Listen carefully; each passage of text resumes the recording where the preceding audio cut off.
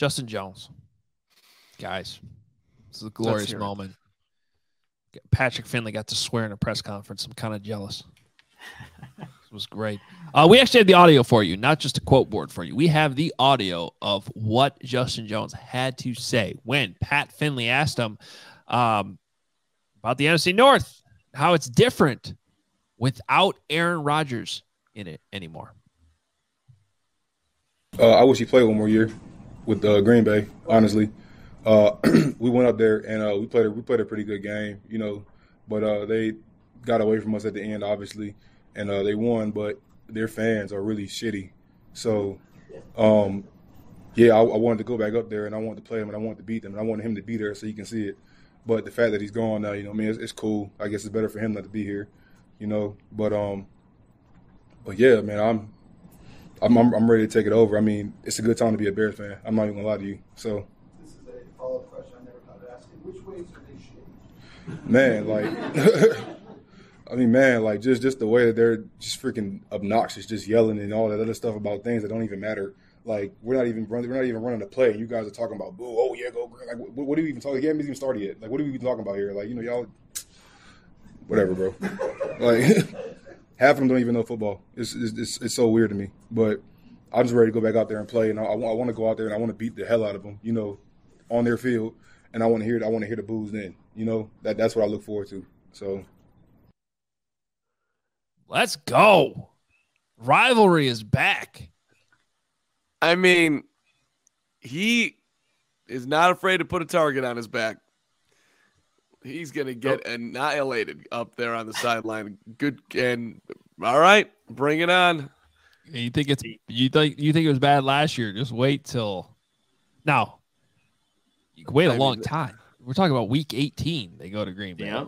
It's gonna be a while, so they'll get their first chance right away at home in week 1 against the Packers, and then it'll be a long time before they have to go back up to Green Bay. But look, I love it. I mean, it's gonna be received certainly as I think bulletin board material, but look, let's just call it for what it is, because I'm sure Packer fans are gonna be like, oh, Aaron Rodgers still living rent-free in your head, Justin Jones, and, you know, whatever they're going to say, and they probably have a point on a lot of it. The reality is the Packers have kicked the Bears' ass for a long time, and this was one point in rivalry that you could have made an argument in the early 90s that the Packers would never, ever catch. Like, if we were doing this show 30 years ago, and we said, yeah, you look at the all-time series, there's probably no scenario in which the Packers ever catch the Bears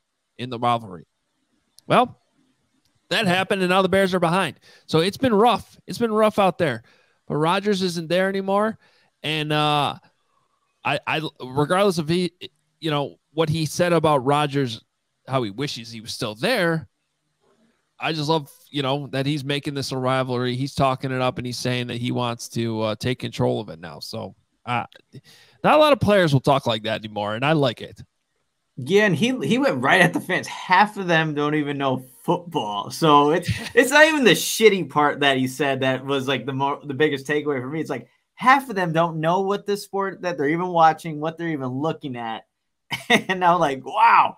Justin Jones is just throwing a haymaker after a haymaker. But like last year, Carm, when you asked him about, the Deflategate and what he said there, I followed up after they beat the Patriots and he doubled down on it. So I'm sure he's going to do the same when it comes to week 1 when they're playing the Packers and week 18. And it's fun to have a guy like that will rile up both these fan bases. And, hopefully the Bears are turning a corner to make this what was a rivalry back to that, because like you said, Adam, it hasn't been that way as of late.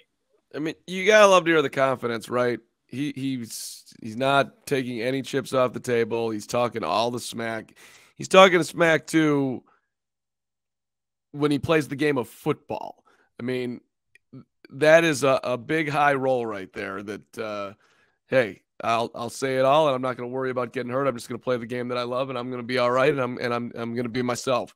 But Justin, just, this guy's he's going to be a second-year Bear. He's embraced the rivalry. How can you not love that?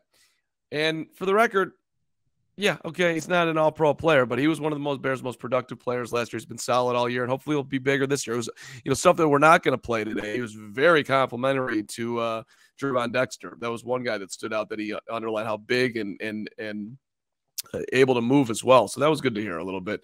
I mean, he's not going to talk bad on his teammates, but I liked hearing it.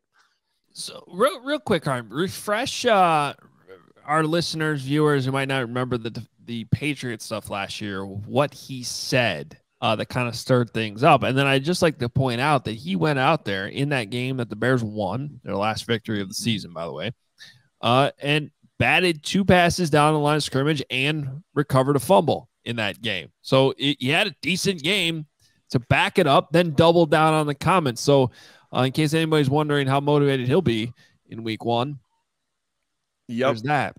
Well, in that one, I literally went around the locker room that day and asked every single Bears player, like, your thoughts on Belichick.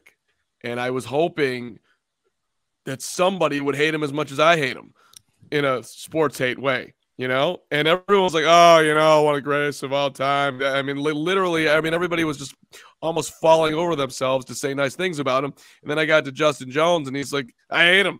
Deflategate. Been cheating forever over there. I'm going to go check all the balls. And I stopped midstream. I'm like, what? Can you and then when I talked to him after about it, he's like, I knew exactly what I was doing. I mean, it wasn't like it wasn't calculated. He wanted that to get over to them. It's the same. So today's calculated too. He was waiting for a chance to take a dig at the Green Bay fans. This is not somebody who hasn't thought through what he's going to say. Which is interesting because it wasn't necessarily a question I would have expected today in June, right? Like, sure, leading up to the first game, absolutely. But to get it today and have him say that, that's gonna be fun for the summer. I mean, I don't know I don't think he was planning on getting it today, but I think he was planning on whenever they ask me about Green Bay, I'm gonna go in on them. That's my plan. Someone's gonna ask me about the Packers and that rivalry, and I'm gonna tee it up. And we're playing in week 1. They better get ready to hear it because I'm coming right for them. Now, what do you think Matt Eberflus thinks about those comments?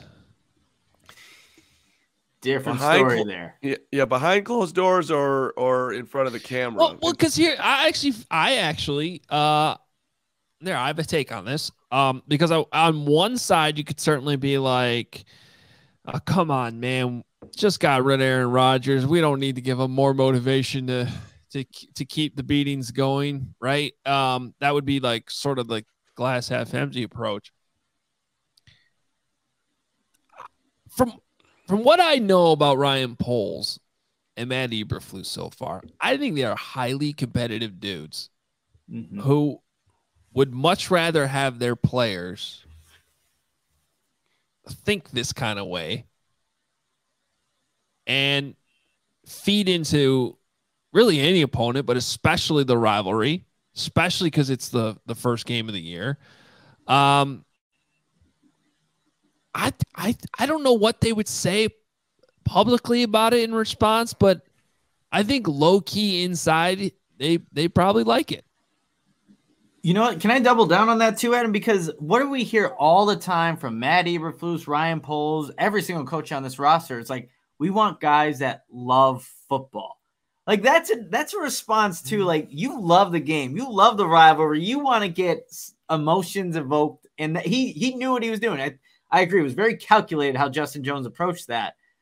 And I mean, that's just a guy that's really passionate about the game. He wants to go up there. He wishes Aaron Rodgers is there so he can see it, witness it for himself. So now the more I think about it, yeah, I think that's actually, they might look at that internally like, okay, we know why this guy was a leader on our team last year, why he could be a vocal leader this year too, even with more guys, is because he loves the game. And that's bottom line what all these players need to have if they're going to be a Flus or a Poles guy. And that's why they're here in the first place.